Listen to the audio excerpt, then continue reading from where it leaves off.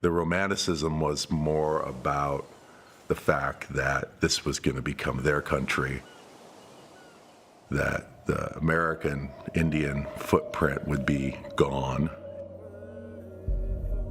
You know, contextually, that romanticism that he portrayed was huge then. The West was still vastly open, and people from the East Coast still thought it was pioneer Indian killing days. Cultures were disappearing. Cultures were burning. He took pictures of a woman called the Princess, who was the daughter of Chief Seattle. And she roamed the beaches in the area where now Pike's Market is. And he would take pictures of her, and every time he took a picture, he'd give her $1.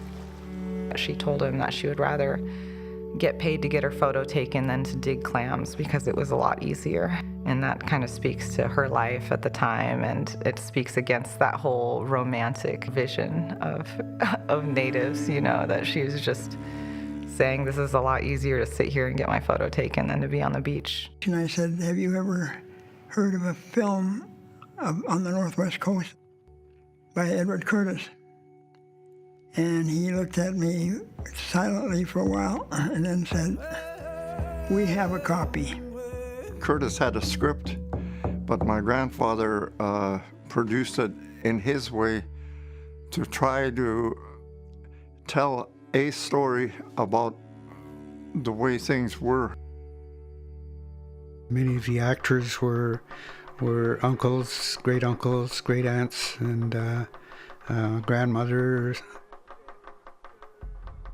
With Curtis, I really have to ask the question, what was his intention for creating a very large body of work that focuses on Indigenous people?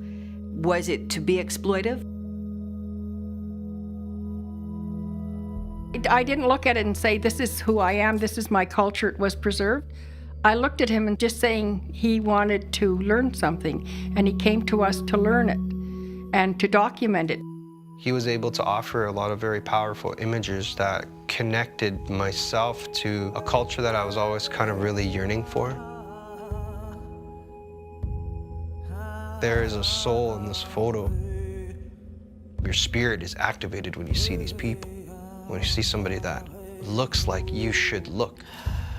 You know, I'm pretty happy that they allowed him, because they probably saw that too. They probably saw, well, we need to get ourselves out there. We need to show everyone else that we are here as people.